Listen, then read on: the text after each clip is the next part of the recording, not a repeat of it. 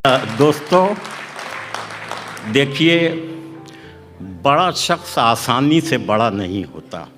उसके पीछे कम से कम चौथाई सदी की रियाज़तें, मशक्क़तें और इल्मी दौलतें होनी चाहिए, तब जाकर किसी की शख्सियत को कोई तस्लीम करता। एक जगह बहस हो रही थी कि ये शेर रिवायती है और बड़ा खूबसूरत है, इसी तरह की शायरी होनी चाहिए। दूसरे साहब कह रहे थे कि ये शेर जदीद है, बड़ा प्यारा है, इसी तरह की शायरी होनी चाहिए।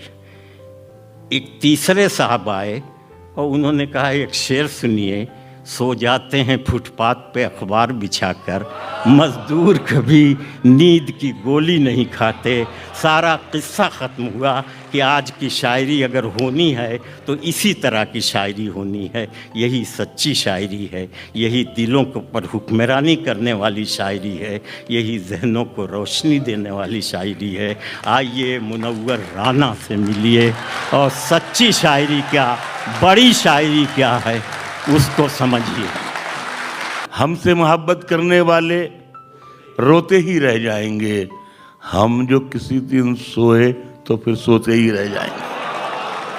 हमसे मोहब्बत करने वाले रोते ही रह जाएंगे, हम जो किसी दिन सोए तो फिर सोते ही रह जाएंगे। सब ऐसे ही शेर कहे। एक मतलब यह है कि मैं अपने आप को इतना समेट सकता हूं, कहीं भी कब्र बना दो मैं लेट सकता हूं। मैं अपने आप को इतना समेट सकता हूं, कहीं भी कब्र बना दो मैं लेट सकता हूं। एक मतलब यह है कि मंजिल ये 4 लेन, 6 लेन, 8 लेन, लेकिन इसमें बहुत कुछ खो गया हमारा। एक मतलब यह है कि मंजिल करीब आते ही एक पांव कट गया, मंजिल करीब आते ही एक पांव कट गया, चौड़ी हुई सड़क तो मेरा गांव कट गया। मंजिल करीब आते ही एक पांव कट गया, चौड़ी हुई सड़क तो मेरा गांव कट गया। शेर इधर, ये कोई शेर सुना रहा है, गाली बक रहा है, पता नहीं। प्लीज। तो इधर पिछले दिनों मेरी ज़िंदगी बिल्कुल ऐसी हो गई जैसे पैरोल का मुजरिम। 42 दिन एम्स में भर्ती थे, वहाँ से लौट कर आए, 10 दिन बाद पीजीआई में एडमिट हो गए, वेंटिलेटर पे चले गए 5-6 दिन, 22 दिन वहाँ भर्ती रहे, फिर लौट कर आए, 10 दिन बाद फिर एम्स चले गए। बिल्कुल जैसे पैरोल का मुजरिम होता है, वही बिल्कुल हाल हो गया मेरा। फिर मैं गिनता रहा कि मैं कितनी बार भर्ती हुआ अस्पताल में, तो जोड़ घटाव के बाद ये अंदाज़ा हुआ कि जितनी बार मैं अस्पताल गया हूँ, इतनी बार तो मैं ससुराल भी नहीं गया। तो अब इतनी बार जाने के बाद जैसे ये होता है ना, आदमी सोचता है कि नहीं, अब ये बार बार यहाँ से उठो वहाँ जाओ, दोस्तों को परेशान करो, घर वालों को परेशान करो, अहबाब को परेशान करो, डॉक्टरों को भी परेशान करो। मैंने मतला का गज़ल का मैंने बनाया है, रात सुनना। मतला ये है कि ऐसे उड़ूं कि जाल ना आए खुदा करे, ऐसे उड़ूं कि जाल ना आए खुदा करे, रास्ते में अस्पताल ना आए खुदा करे। ऐसे उड़ूं कि जाल ना आए खुदा करे, रास्ते में अस्पताल ना आए खुदा करे। अब उससे दोस्ती है तो फिर दोस्ती रहे, अब उससे दोस्ती है तो फिर दोस्ती रहे। शीशे में कोई बाल ना आए खुदा करे, शीशे में कोई बाल ना आए खुदा करे। जो नए शेर कुछ कहे, बहुत कम कह पाए। एक गज़ल में सुना रहा हूँ, बहुत लोगों ने, आप लोगों ने भी नहीं सुनी, सुन लें आप। उसका मतलब ये है, देखिएगा सर, खासतौर से नहीं भाई, कि मतलब उसका ये है कि मेरी मुट्ठी से ये बालू सरक जाने को कहती है, मेरी मुट्ठी से ये बालू सरक जाने को कहती है, कि अब ये जिंदगी मुझसे भी थक जाने को कहती है, मेरी मुट्ठी से ये बालू सरक जाने को कहती है, कि अब ये जिंदगी मुझसे भी थक जाने को कहती है। और शेर इसमें यह है कि जिसे हम ओढ़ कर निकले थे आगाज़े जवानी में, जिसे हम ओढ़ कर निकले थे आगाज़े जवानी में, वो चादर जिंदगी की अब मसक जाने को कहती है, वो चादर जिंदगी की अब मसक जाने को कहती है। और ये हालिया ने इंदौर की नजर है ये शेर के कहानी जिंदगी की क्या सुनाएं अहले महफिल को, कहानी जिंदगी की क्या सुनाएं अहले महफिल को, शक्कर घुलती नहीं और खीर पक जाने को कहती है। कहानी जिंदगी की क्या सुनाएं अहले महफिल को, शक्कर घुलती नहीं और खीर पक जाने को कहती है। और ये शेर देखिए, शायद नया शेर कुछ कह दिया उर्दू गज़ल में, शक्कर घुलती नहीं और खीर पक जाने को कहती है। मैं अपनी लड़खड़ाहट से परेशान हूँ मगर पोती, मैं अपनी लड़खड़ाहट से परेशान हूँ मगर पोती मेरी उंगली पकड़कर दूर तक जाने को कहती है। मैं अपनी लड़खड़ाहट से परेशान, मैं अपनी लड़खड़ाहट से परेशान मगर पोती मेरी उंगली पकड़कर दूर तक जाने को कहती है। मैं अपनी लड़खड़ाहट से परेशान हूँ मगर पोती मेरी उंगली पकड़कर दूर तक जाने को कहती है। शेर जहां से याद आ रहे हैं सुन लीजिए। तिजोरियों में न राहे खुदा में जाती है, तिजोरियों में न राहे खुदा में जाती है, यहां तो सारी कमाई दवा में जाती है। तिजोरियों में न राहे खुदा में जाती है, यहां तो सारी कमाई दवा में जाती है। बुलंदियों का सफर भी अजीब होता है, पतंग देखिए कैसे हवा में जाती है। बुलंदियों का सफर भी अजीब होता है, पतंग देखिए कैसे हवा में जाती है। बुलंदियों का सफर भी अजीब होता है, पतंग देखिए कैसे हवा में जाती है। एक मतलब यह है कि पतंग देखिए कैसे हवा में जाती है। गजल हर अहद में हमसे सलीका पूछने आई, गजल हर अहद में हमसे सलीका पूछने आई। बरेली में कहाँ मिलता है सुरमा पूछने आई। गजल हर अहद में हमसे सलीका पूछने आई, बरेली में कहाँ मिलता है सुरमा पूछने आई। और शेर यह है कि मिला है ये सिला शायद हमें कांटों पे चलने का, मिला है ये सिला शायद हमें कांटों पे चलने का, कि हर खुशबू हमी से अपना शजरा पूछने आई। मिला है ये सिला शायद हमें कांटों पे चलने का, कि हर खुशबू हमी से अपना शजरा पूछने आई। शेर ये है कि मेरे लहजे की सफ़ाकी के चर्चे आम हैं इतने, मेरे लहजे की सफ़ाकी के चर्चे आम हैं इतने, कई दिन तक तो एक तलवार नुस्खा पूछने आई।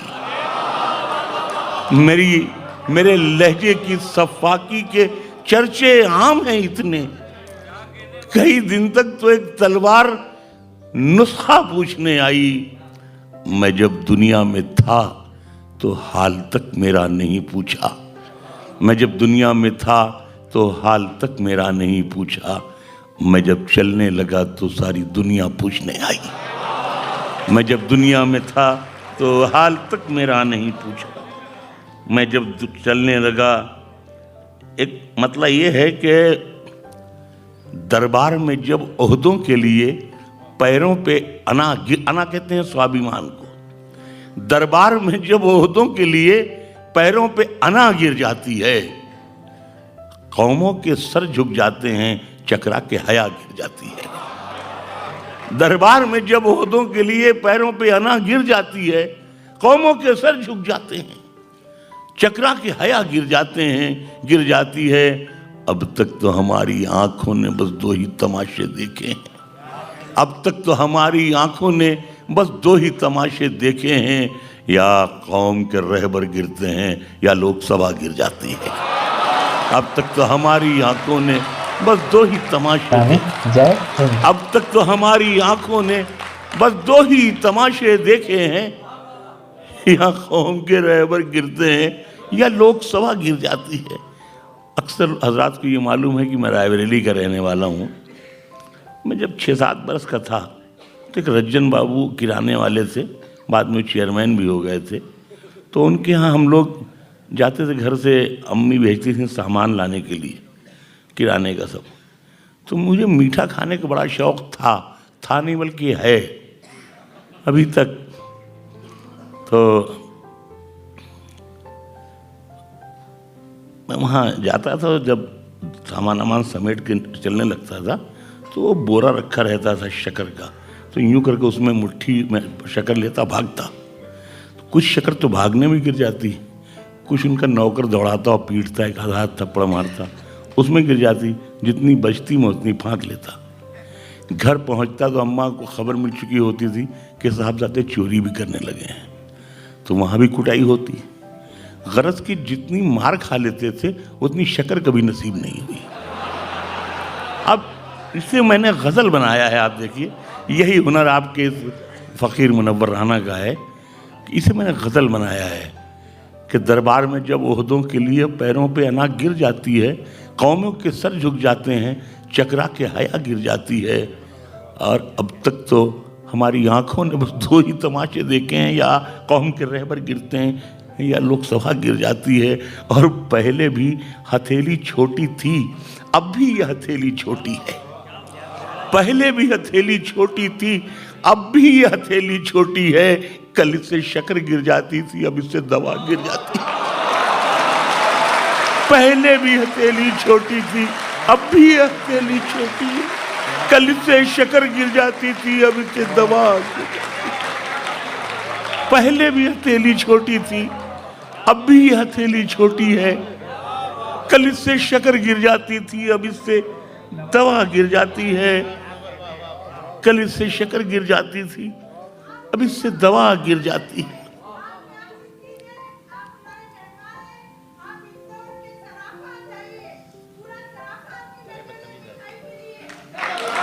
हाँ?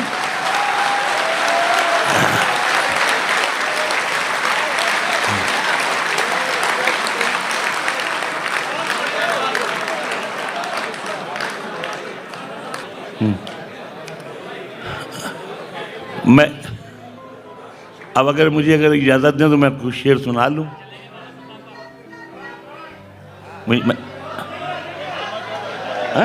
What is the problem? नहीं, वो तारीफ करें या बुराई करें वो नसीब होता है, लेकिन प्लीज़ अब मुझे कुछ पढ़ने दें। तो दरबार पहले भी हथेली छोटी थी, अब भी ये हथेली छोटी है। आजकल जो मुशायरों में चलन हो गया, हालांकि आज देखा इस मुशायरे में की खूबी ये थी कि किसी ने दाद वाद मांगी नहीं, वरना इतनी दाद मांगते हैं, ताली बजा दीजिए, आपके अब्बा जी हैं, आपकी अम्मा जी हैं, आपकी बहन की शादी हो जाए, एक बार ताली बजा दीजिए। ये नहीं, बड़ी कोफ्त होती है, ख़ास तौर से जब मतलब ये है कि उर्दू मुशायरे में कोई ताली बजाने के लिए कहता है तो मालूम होता है जैसे पूरी कौम को ज़नख़ा बनाना चाह रहा है शायर। तो मैं मेरा शेर सुना रहा हूँ।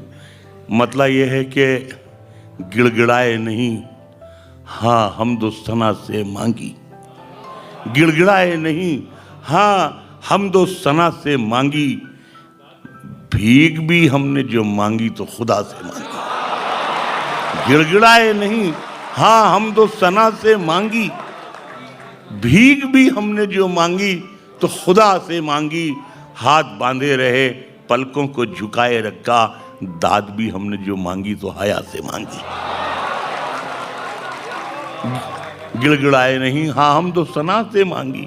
हाथ बांधे रहे, पलकों को झुकाए रखा। दाद भी हमने जो मांगी तो हया से मांगी। मैंने 5 बेटियां विदा की हैं। एक बेटी विदा कर रहा था, हमारे बड़े भाई भी हैं, दोस्त भी हैं। एक बेटी विदा की, आज तक आंखें लाल रहती हैं। और मैंने 5 बेटियां विदा की, एक बेटी रह गई थी। तो ये बीमारियां सब साथ में, मैंने इसे शेर बनाया है कि गिड़गिड़ाए नहीं, हाँ हम तो सना से मांगी। भीख भी हमने जो मांगी तो खुदा से मांगी, और ये भी उड़ जाए जो एक चिड़िया बची है घर में। ये भी उड़ जाए जो एक चिड़िया बची है घर में। इतनी मोहलत तो बहरहाल खुदा से मांगी, इतनी मोहलत तो बहरहाल खुदा से मांगी। ये भी उड़ जाए जो एक चिड़िया बची है घर में। इतनी मोहलत तो बहरहाल खुदा से मांगी। और तुम भी साबित हुए कमजोर मुनव्वर राना। भीख तुम भी साबित हुए कमजोर मुनव्वर राना। दाद भी जिंदगी मांगी भी तुमने तो दवा से मांगी। जिंदगी मांगी भी तुमने तो। जो शेर याद आ रहे हैं, मैंने बताया कि चूंकि मुशारों में गए नहीं तो भूल गए, खाली दवाएं याद रह गई मुझसे। मैंने वहाँ किसी ने, डॉक्टर ने पूछा तो मैंने कहा सर बहुत ईमानदारी की बात ये है, मैं भी इस बिस्तर पे लेटा हूँ और अभी मैं वेंटिलेटर से उठ कर आया हूँ। जवानी में नर्सें अच्छी लगती थी, बुढ़ापे में डॉक्टर अच्छे लगते हैं। तो मैंने कहा ईमानदारी की बात ये। तो बहरहाल जहाँ से जो शेर याद आ रहे हैं मैं चाहता हूँ आप सुन लें। एक शेर मुझे ये याद आया कि अपने मुस्तकबिल की चादर पर रफू करते हुए, अपने मुस्तकबिल की चादर पर रफू करते हुए, मस्जिदों में देखिए बच्चे वजू करते हुए। अपने मुस्तकबिल की चादर पर रफू करते हुए, मस्जिदों में देखिए बच्चे वजू करते हुए। और मजहबी लोगों के होंठों पर खामोशी थी मगर, मजहबी लोगों के होंठों पर खामोशी थी मगर, मंदिरों मस्जिद को देखा गुफ्तगू करते हुए। मस्जिदों मंदिर को देखा गुफ्तगू करते। मजहबी लोगों के होंठों पर खामोशी थी मगर, मस्जिदों मंदिर को देखा गुफ्तगू करते हुए। मस्जिदों मंदिर को देखा गुफ्तगू करते हुए। एक गजल के कुछ शेर याद आ रहे हैं, मैं अर्ज करता हूं।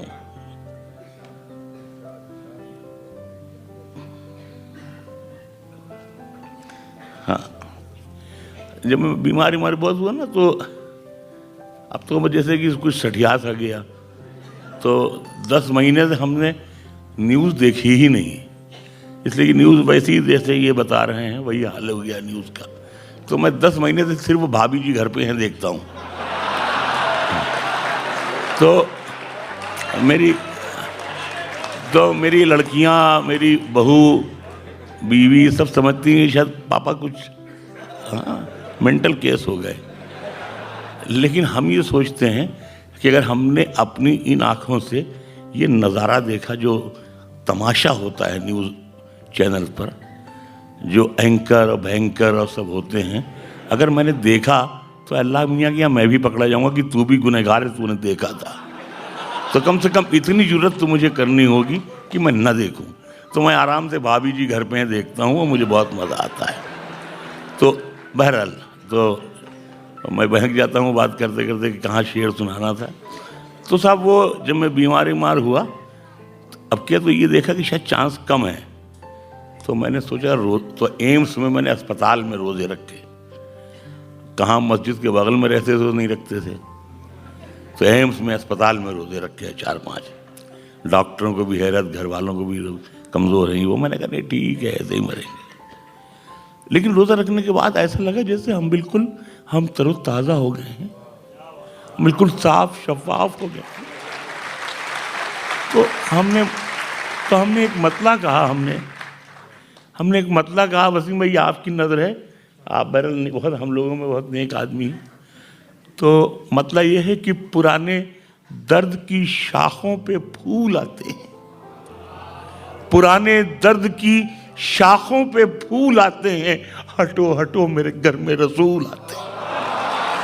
पुराने दर्द की शाखों पे फूल आते हैं, हटो हटो हटो हटो मेरे घर में, हटो हटो मेरे घर में रसूल आते हैं। और शेर ये है कि अब एतबार के काबिल नहीं रहे आंसू, अब एतबार के काबिल नहीं रहे आंसू, कोई भी पूछे तो सब कुछ कबूल आते। अब एतबार के काबिल नहीं रहे आंसू, कोई भी पूछे तो सब कुछ कबूल आते। एक दो शेर जो हमारे बेटों जैसे बैठे हैं, हम अक्सर ये कहते हैं कि जो मुशायरों में पहले ये था कि जिस दिन शहर में या कस्बे में या तहसील में मुशायरा होता था, उस दिन माएँ बहुत खुश रहती थीं कि आज हमें अपने बच्चों को बगैर किताब कलम के इल्म सीखने के लिए भेजना। तो जाहिर सी बात है कि अगर हम आए तो यहाँ से वहाँ तक, यहाँ से वहाँ तक जो हमारे छोटे भाई हैं, हमारे बेटे हैं, हम चाहते हैं कि उन्हें हम कुछ बता सकें। दो शेर पहले मैं ये सुनाना चाहता हूँ कि किसी के जख्म पर चाहत से पट्टी कौन बांधेगा, किसी के जख्म पर चाहत से पट्टी कौन बांधेगा, अगर बहनें नहीं होंगी तो राखी कौन बांधेगा, अगर बहनें नहीं होंगी तो राखी कौन बांधेगा। और जहां लड़की की इज्जत लूटना एक खेल बन जाए, वहां पर एक कबूतर तेरे चिट्ठी कौन बांधेगा, जहां लड़की की इज्जत लूटना एक खेल बन जाए, वहां पर एक कबूतर तेरे चिट्ठी कौन बांधेगा। और ये शेर सब हमारे जो बेटे और भाई जैसे हैं उनके लिए है कि तुम्हारी महफिलों में हम बड़े बूढ़े जरूरी हैं, तुम्हारी महफिलों में हम बड़े बूढ़े जरूरी हैं, अगर हम ही नहीं होंगे तो पगड़ी कौन बांधेगा, तुम्हारी महफिलों में हम बड़े बूढ़े जरूरी हैं, अगर हम ही नहीं होंगे तो पगड़ी कौन, अगर हम ही नहीं होंगे तो पगड़ी कौन बांधेगा। शेर में ये सुनाना चाह रहा था, जैसा आजकल ज़माना हो गया है कि हमारे एक दोस्त हुआ करते थे सुमैर खां, इंतकाल हो गया अभी, तो वो एक जीटी रोड पे एक गया के पास एक जगह पड़ती है शेर घाटी, उसी के पास एक गांव है भदिया मेन रोड पर। तो वहाँ मेरी एक गाड़ी लिप्टन की एक्सीडेंट कर गई, चाय लेकर जा रही थी। खैर मैं कलकत्ते से भाग के आया खुद गाड़ी चला करके, तो वहाँ मैंने देखा कि इस गाड़ी पलटी, जो नुकसान हुआ होगा, लेकिन एक भी पेटी उसमें चोरी नहीं हुई। तो लोगों ने कहा कि भाई सुमैर खां यहाँ के दबंग आदमी, उनके भी बहुत 10-12 गाड़ियाँ हैं, उनसे जाके मिल लीजिए। खैर मैं गया, सुमैर खां से मिला, तो खैर मैंने उनको शुक्रिया अदा किया। मैंने कहा कि सर, लेकिन इस इलाके के लोग बहुत बढ़िया हैं सर, 1 केजी चाय भी गायब नहीं हुई। मुझे बहुत अच्छा लगा। कहने लगे मुनव्वर भाई, पिछले रमज़ान से 3 दिन पहले एक सरसों के तेल की गाड़ी गिर गई थी, पूरे महीने उसी की पकौड़ी बनाई गई थी। तो कहने इस चक्कर में ना रहिएगा। तो कहने लगे हम हज़रत वारिस अली शाह के आशिकों में हैं, उनके मुरीदों में हैं, और आपके ट्रक पे या वारिस लिखा हुआ था, तो डर से नहीं बोले कि शायद सुमैर खां की गाड़ी को, तो इसलिए कोई नहीं गया पास। सब ने आकर के कहा कि वो चचा बाबा देखिए भैया, हम लोग वहाँ खड़े हैं और रात भर ड्यूटी करेंगे। तो उन्हीं के हम नाश्ता करते थे, खाना खाते थे, बड़ा तजर्बा था उनके पास। तो वो कहने लगे मुनव्वर भाई, घेड़ौची उसे कहते हैं जिस पर घड़ा रखा जाता था, बस खूबसूरत से सुतली की और मूंज की बनाई जाती थी, बड़ी खूबसूरत सी, उस पर वो घड़ा रखा जाता था। तो कहने लगे मुनव्वर भाई, एक घड़े की घेड़ौची, एक लड़के का बाप और एक ट्रक का मालिक जिंदगी भर रोता ही रहता है, लड़का रूठ ना जाए, घड़ा फूट ना जाए, ट्रक टूट ना जाए, इसी में वो बर्बाद हो जाता है। अच्छा, उस वक्त तो ये तमाशा ही मालूम होता था। जब मेरे साहबजादे बड़े हुए, यानी जवान हुए, एक ही बेटे हैं, तो एक दिन मैंने उन्हें किसी बात पे डांटा वाटा होगा, मैं डांट के मैं अपना उतर के मैं अपनी लाइब्रेरी में आ गया। थोड़ी देर बाद अचानक वो आए, आने के बाद कहने लगे ये चाबी रखी है कार की, जब वो राज़ी होगा तो आप भी राज़ी हो जाएंगे। और निकल लिए वो। मोबाइल भी आप मैंने मैं कहता रहा भैया भैया भैया बेटा बेटा सुनो सुनो सुनो सुनो, चला गया। मैं सोचता रहा कि मैं तो इतना नाफरमान कभी नहीं था। मैं तो 3 लड़कियों का बाप हो गया था, तब तक मेरे बाप ने मुझे मारा था। अब पता नहीं ये मेरी सादतमंदी थी कि उनका आतंक था कि मैं 3 लड़कियों का बाप हो गया था, लेकिन मैं पिटता था आराम से, जब भी गाड़ी गलत काट दो, फैसला कोई गलत कर लो, वगैरह वगैरह। तो मैंने कहा मुमकिन है कि कोई नाफरमानी की हो, तो वो उन्होंने मोबाइल बंद कर लिया। मैं चुपचाप बैठा हुआ अपना सोचता रहा, जो ज़िंदगी का जोड़ घटाव होता है, हर आदमी सोचता है। तो 3-4 मैंने बराबर उनको फ़ोन किया, उन्होंने मोबाइल ऑफ कर दिया था। फिर 3-4 घंटे के बाद अचानक क्या हुआ, पीछे से आकर के मेरे लिपट गई हो करके और कहने लगे पापा माफ़ कर दिए पापा, आई एम सॉरी पापा, असल में हम थोड़ा सा टेंशन में थे, इसलिए पापा हम। मैंने कहा नहीं बेटा, रूठना तुम्हारा हक है, मनाना बाप का फ़र्ज़ हो जाता है। तो हम भी रूठते रहे होंगे, मेरे वालिद भी मनाते रहे होंगे, लेकिन तुमसे सिर्फ इतनी विनती करता हूँ कि मोबाइल बंद मत किया करो, सिलसिला मुनक़ते मत किया करो। ऐसा ना हो कि तुम 3-4 दिन मोबाइल न खोलो और जब लौट कर आओ तो मालूम हो कहानी बदल गई, बाप तो मनो मिट्टी के नीचे लेट गया। तो हमने कहा फिर तुम किसी भी हाइट पे पहुंच जाओगे बेटा, तुम्हें अच्छा नहीं लगेगा, हर हाइट पे हम ही खड़े हुए दिखाई देंगे। तो हमने कहा ये मत किया करो, बाकी ठीक है रूठा करो, नाराज हुआ करो। मैंने इसे गज़ल बनाया। मतलब ये है, मैंने कहा कि लौटकर जैसे भी हो जाने पिदर आ जाना, लौटकर जैसे भी हो जाने पिदर आ जाना, ऐसी वैसी जो खबर सुनना तो घर आ जाना, ऐसी वैसी जो खबर सुनना तो घर आ जाना। और वक्त रुखसत हमें इज्जत से सलामी देने, वक्त रुखसत हमें इज्जत से सलामी देने, जब डुबोने लगे दरिया तो नजर आ जाना, जब डुबोने लगे दरिया तो नजर आ जाना, जब डुबोने लगे दरिया तो नजर, जब डुबोने लगे दरिया तो नजर आ जाना। अरे कुछ शेर मुझे और भी याद आ गए। एक मतलब ये है, जी चाह रहा बातें करने का जी चाह रहा है, तो मतलब ये है कि कभी कभी तो मेरे पैरहन से आती है, कभी कभी तो मेरे पैरहन से आती है, वही महक जो तुम्हारे बदन से आती है, वही महक जो तुम्हारे बदन से आती है। और हमारे दिल से तो अच्छा है आईना तेरा कि टूटता है तो आवाज छन से आती है, हमारे दिल से तो अच्छा है आईना तेरा कि टूटता है तो आवाज छन से आती है। शेर मैं ये सुनाना चाहता था कि बाप को मनो मिट्टी के नीचे दफन करके 4-5 महीने बाद एक मुशायरा था। Thank you.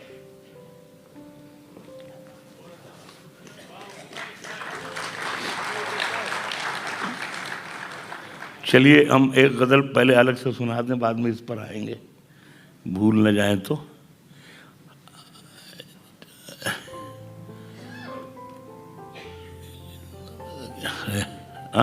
हाँ बहरहाल ये कि तो मैं दफन करके भी वहाँ एक मुशायरे में गया। तो जब मैं खाने काबा से निकल रहा था तो एक टैक्सी पे एक ड्राइवर बैठा था टैक्सी के पास, उसकी शक्ल बिल्कुल मेरे वालिद की तरह मालूम हो रही थी। तो मैं बहुत देर तक मैं उसे देखता रहा, मैं खड़ा रहा। मैं मेरे साथ मेरे उस्ताद भाई रईस अंसारी थे। अब मैं उनसे कह भी नहीं सकता था क्योंकि वो कहते हैं बेवकूफ़ हुआ, हम लोग तो दफन करके आए अब्बू को। लेकिन मैं देखता रहा। आखिर में बहरहाल वो टैक्सी सवारी आई होगी, वो टैक्सी चली गई।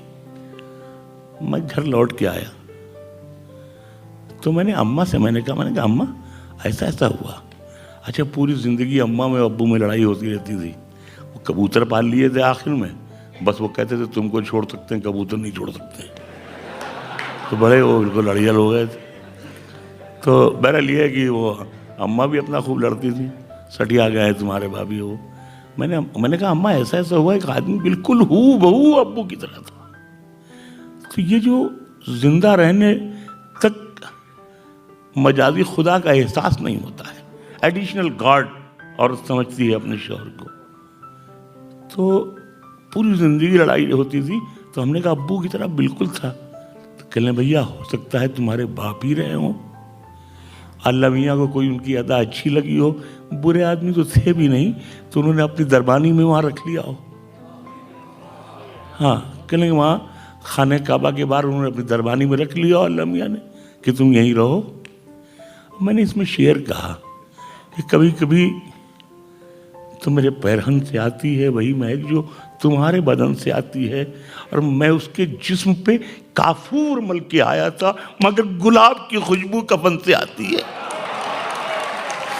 मैं उसके जिस्म पे काफूर मल के आया था, मगर गुलाब की खुशबू कफन से आती है। तो एक जख्मी परिंदे की तरह आखिर में ये 2-4 शेर सुन लीजिए कि एक जख्मी परिंदे की तरह जाल में हम हैं, ऐ इश्क अभी तक तेरे जंजाल में हम हैं, ऐ इश्क अभी तक तेरे जंजाल में हम हैं। और हंसते हुए चेहरे ने भरम रखा हमारा, वो देखने आया था कि किस हाल में हम हैं। हंसते हुए चेहरे ने भरम रखा हमारा, वो देखने आया था कि किस हाल में हम हैं। और ये रुमाल जिन्होंने पेश किया है, इस शेर के साथ मैं उन्हें वापस कर रहा हूँ कि किस हाल में हम हैं। और ये सब जो हमारे बेटे बैठे हैं, छोटे भाई, कि अब आपकी मर्जी है संभालें न संभालें, अब आपकी मर्जी है संभालें न संभालें, खुशबू की तरह आपके रुमाल में हम हैं। अब आपकी मर्जी है संभालें न संभालें, खुशबू की तरह आपके, खुशबू की तरह आपके रूमाल में हम हैं, खुशबू की तरह आपके रूमाल में हम हैं।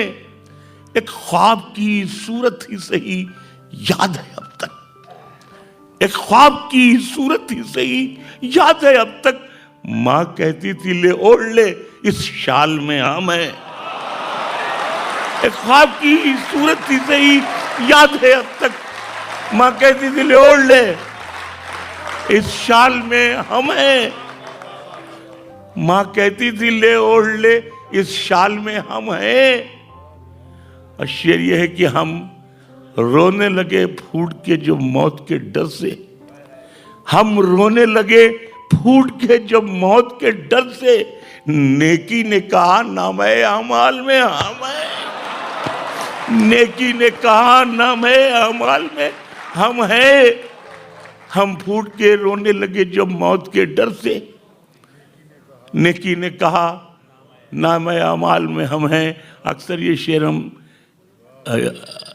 इकबाल की नज़र कर देते हैं कि हमने भी संवारे हैं बहुत गेसुए उर्दू, दिल्ली में अगर आप हैं बंगाल में हम हैं, दिल्ली में अगर आप हैं बंगाल में हम हैं। और एक 2 मिनट की एक गज़ल ये है कि मौला ये तमन्ना है कि जब जान से जाऊं, मौला ये तमन्ना है कि जब जान से जाऊं, जिस शान से आया हूं उसी शान से जाऊं। मौला ये तमन्ना है कि जब जान से जाऊं, जिस शान से आया हूं उसी शान से जाऊं। बच्चों की तरह पेड़ की शाखों से मैं कूदूं, बच्चों की तरह पेड़ की शाखों से मैं कूदूं, चिड़ियों की तरह उड़ के मैं खलियान से जाऊं, चिड़ियों की तरह उड़ के मैं खलियान से जाऊं। मौला ये तमन्ना है कि जब जान से जाऊं, जिस शान से आया हूं उसी शान से जाऊं। हर लफ्ज, हर शब्द, हर लफ्ज महकने लगे लिखा हुआ मेरा, हर लफ्ज महकने लगे लिखा हुआ मेरा। मैं लिपटा हुआ यादों के लोबान से जाऊं, मैं लिपटा हुआ यादों के लोबान से जाऊं। मौला ये तमन्ना है कि जब जान से जाऊं, जिस शान से आया हूं उसी शान से जाऊं। ये शेर जो यहाँ मौजूद है, जो यहाँ मौजूद नहीं इंदौर वाले, सबकी नज़र है ये शेर कि क्या सूख। मौला ये तमन्ना है कि जब जान से जाऊं, जिस शान से आया हूं उसी शान से जाऊं। क्या सूखे हुए फूल की किस्मत का भरोसा, क्या सूखे हुए फूल की किस्मत का भरोसा, मालूम नहीं कब तेरे गुलदान से जाऊं, मालूम नहीं कब तेरे गुलदान से जाऊं। और एक खालिस हिंदुस्तानी शेर ये है कि मौला ये तमन्ना है कि जब जान से जाऊं, जिंदा मुझे देखेगी तो माँ चीख उठेगी, जिंदा मुझे देखेगी तो माँ चीख उठेगी। क्या जख्म लिए पीठ पे मैदान से जाऊं, क्या जख्म लिए पीठ पे मैदान से जाऊं। मौला ये तमन्ना है कि जब जान से जाऊं, जिस शान से आया हूं उसी शान, जिस शान से आया हूं। बहुत